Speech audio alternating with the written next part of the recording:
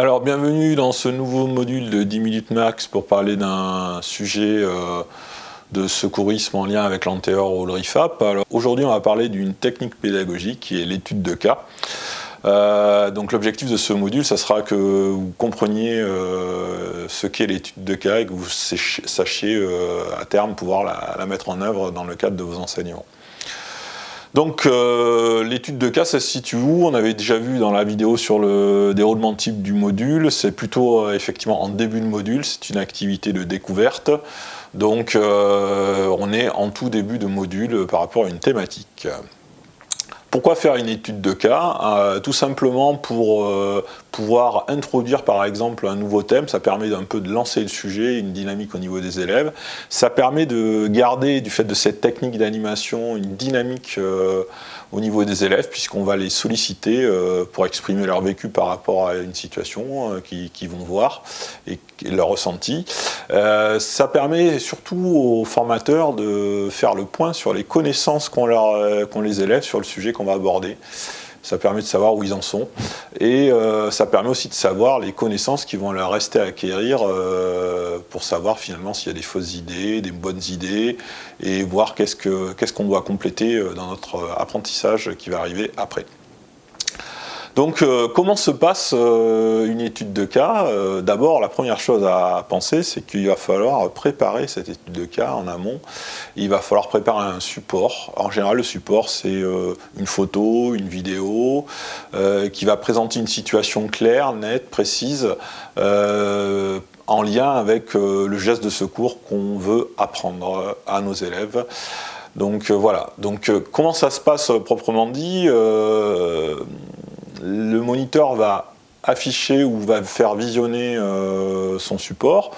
Il va décrire rapidement la situation en une ou deux phrases, du style vous êtes sur une situation de plongée, une personne revient, elle vous parle, mais elle présente des signes que vous pouvez voir sur le support projeté, et après il va demander aux élèves de réagir par rapport à cette situation-là. Donc il va leur demander qu'est-ce que cette situation évoque pour eux. Est-ce qu'ils l'ont déjà rencontré? Et ensuite, il axera son questionnement sur plusieurs choses. Est-ce que la situation leur paraît normale? Est-ce que c'est anormal? Et si c'est anormal, pourquoi? C'est-à-dire, qu'est-ce qui leur fait penser que c'est anormal? Quels sont les signes que l'on peut détecter?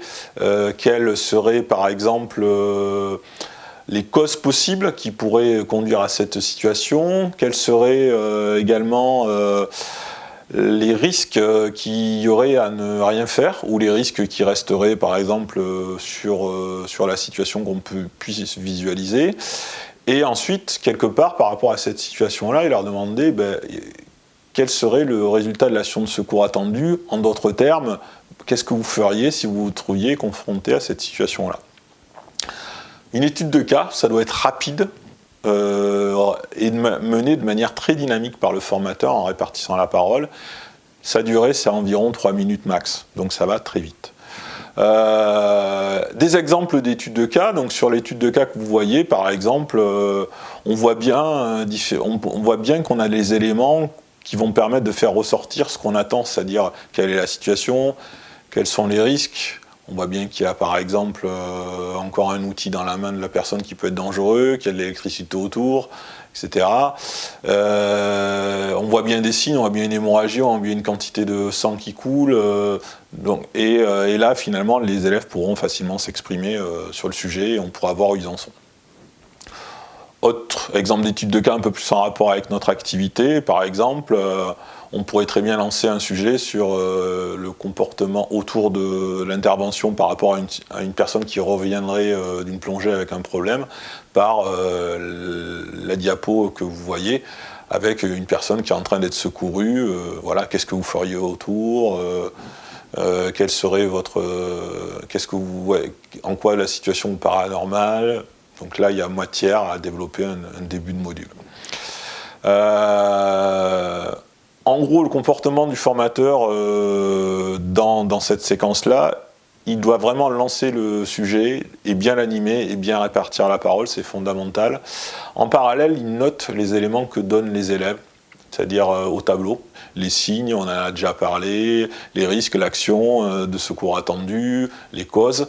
En fait, ces éléments-là, il va pouvoir s'en resservir dans d'autres techniques pédagogiques du déroulement du module, notamment dans la démonstration commentée et justifiée.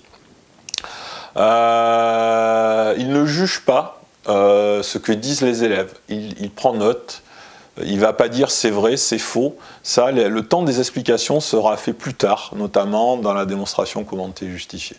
Il réalise également la transition en fait, par rapport à l'étape suivante qui va arriver derrière l'étude de cas en général, qui est la démonstration en temps réel, en faisant une petite phrase de transition du style « Bon, ben, vous avez vu cette situation-là, maintenant je vais vous montrer en temps réel ce qu'il aurait fallu faire par rapport à la situation que l'on vient d'étudier. » Voilà. On a parlé de l'étude de cas, j'espère que ça a été assez clair pour vous. Je vous invite à continuer à réaliser le petit quiz derrière et à regarder les autres vidéos sur la suite des techniques pédagogiques. Voilà, à bientôt, bonne formation.